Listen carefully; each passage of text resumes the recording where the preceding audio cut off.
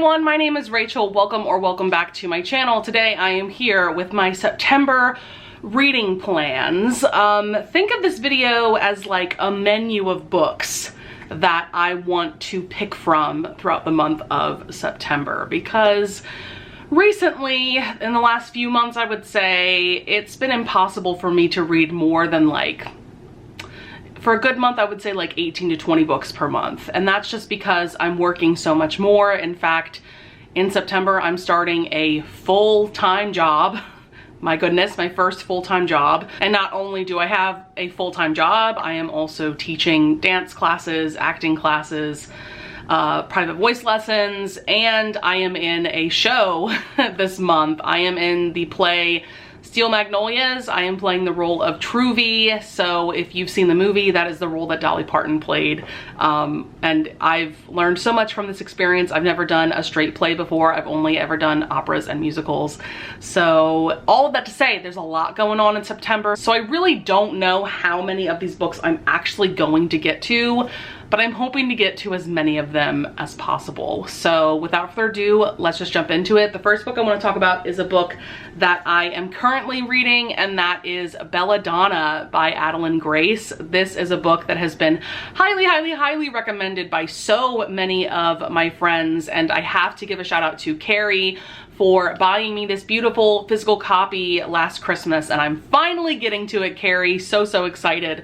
But this is a book that I feel like may have been mismarketed a bit, because had I known that this is a YA / maybe new adult, because our main character Signa is like 20, so this might be more new adult than young adult, but anyways, this is a gothic paranormal historical romance. Had I known that, I would have picked up this book a lot sooner than I did, because I thought that this was a YA high fantasy romance. And with high fantasy books, I just have to really mentally prepare myself before jumping into them, because it just takes a lot of brain power for me to understand all the world building and things like that. So know that this is much more of, like I said, you know, a gothic paranormal historical romance vibe. And the writing is so addictive. I am absolutely obsessed. I'm finding myself savoring this book. I don't want to rush through it because I'm just having such an amazing time with it. Basically, this is about our main character Signa, and it seems that she cannot die. She has had numerous near-death experiences, but she just magically recovers from them, and death seems to be a creature, a person of some kind. And so this is like a cat and mouse game between Signa and death, and it ends up being their romance at some point, and I'm just so excited.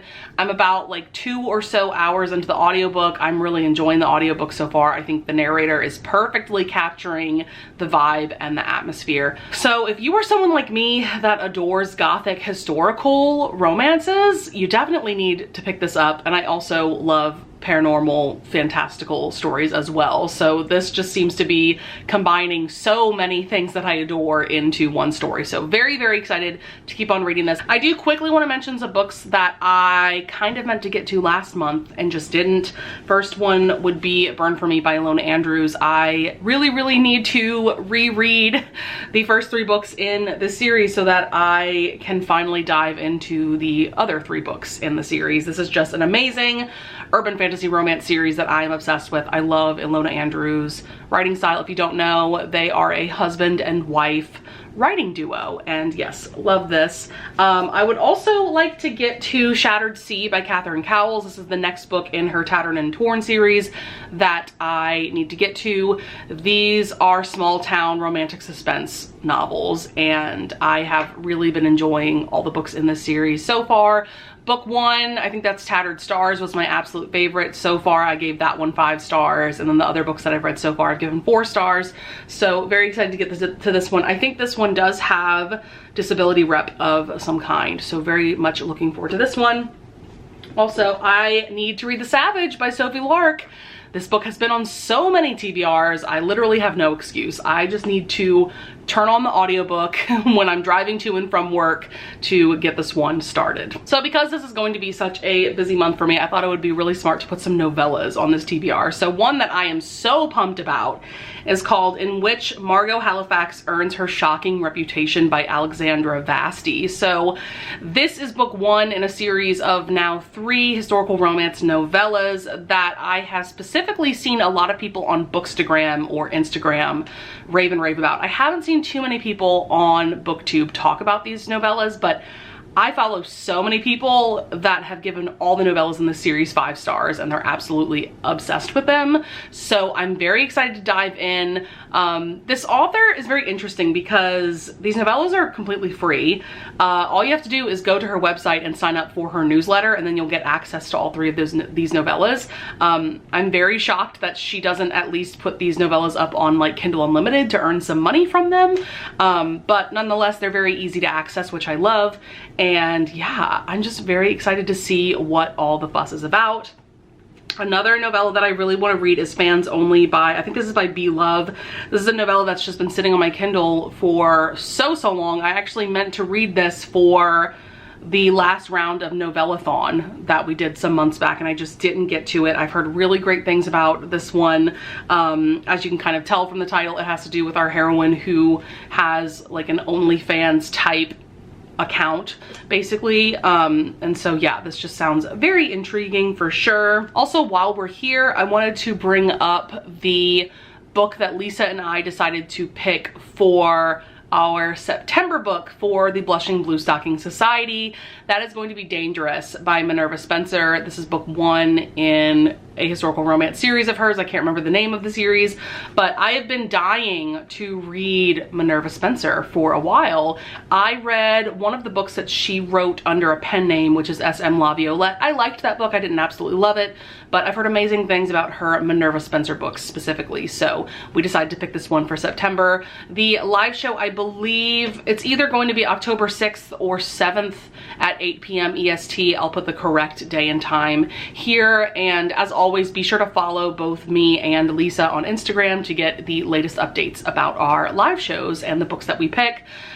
We are also playing around with the idea of creating an Instagram specifically for the Blushing Blue Stocking Society as a way to better advertise for the live shows and things like that. And then I also try my best to post about the book club as just like a community post on my YouTube page, but Instagram is definitely the best place to be following us to get the latest updates. So next up, we have some more historical romances that I would love to get to, one of them being The Wolf and the Wildflower by Stacey Reed. I have heard nothing but amazing things about this book, specifically from B from Mama Needs to Read Romance. She featured this in like her top favorite historical romances ever video, so very, very pumped to be reading this one. A lot of my friends have been giving this 5 stars, and this one just has a very interesting plot. Basically, our hero lived in the Canadian wilderness for like 10 years, and our heroine ends up teaching him etiquette lessons so that he can blend back into society in London.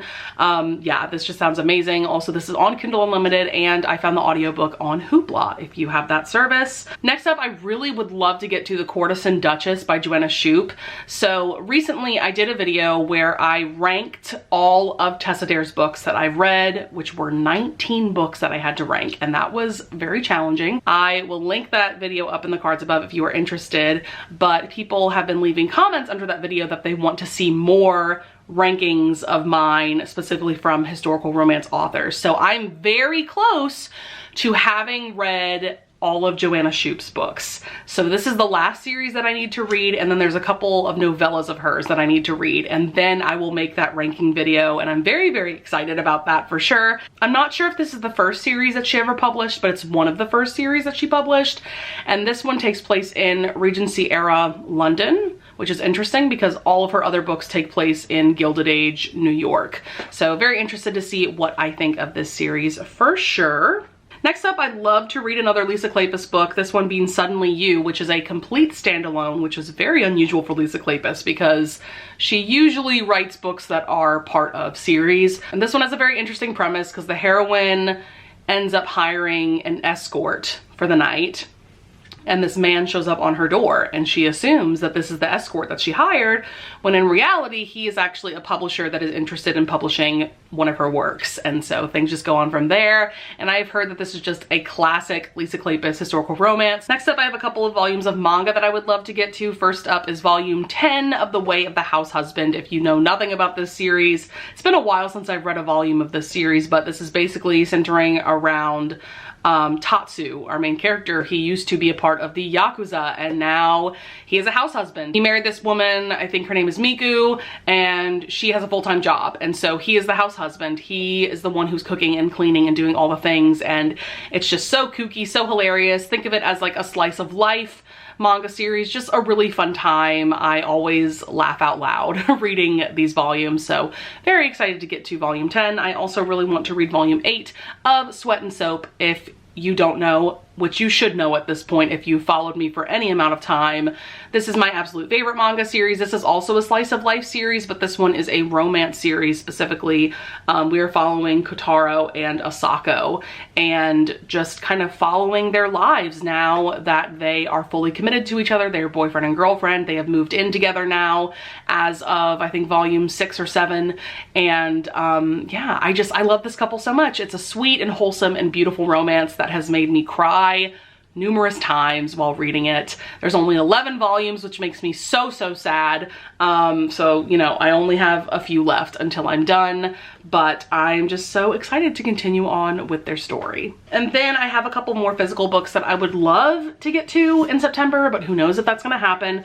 First one is Serious Moonlight by Jen Bennett. This is the perfect YA romance to read during this time of year, during the fall season. So this centers around Birdie and Daniel. They are working at this hotel together, and this just sounds absolutely adorable. I've read a couple of books by Jen Bennett before, and I've really enjoyed them.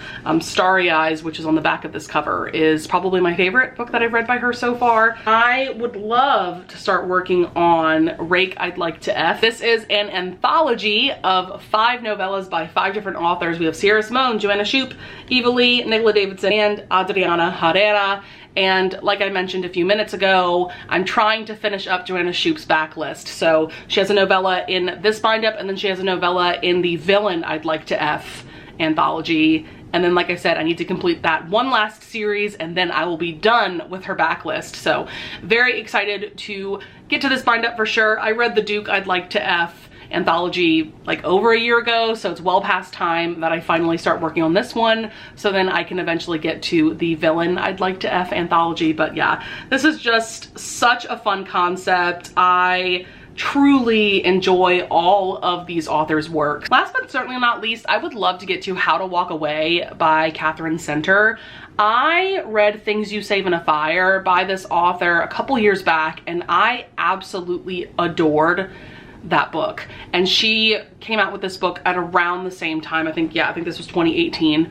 And I just really want to read one of her backlist books, because I had read The Bodyguard, which was a book that she released last year, and I didn't really love it. So I'm hoping that I'll maybe enjoy her backlist a bit more, since I loved Things You Save in a Fire. And I appreciate that even though these are fiction novels with a romantic plot, they have a happily ever after, because you don't always get that when you read, you know, just a general fiction novel with a romantic plot. A lot of them tend to have, you know, sad or tragic endings. So I appreciate that her books have happily ever afters. So that is going to be it for this pretty ambitious September TBR, to be quite honest. I definitely do not think I'm gonna read all of these books in September, unfortunately, as much as I would like to, but I'm hoping to get to most of these. So leave a comment down below if you want to tell me books that you're excited about reading this month. I would also love it if you would leave a like and subscribe, and I thank you so much in advance if you do, and I'll see you guys in the next video. Bye!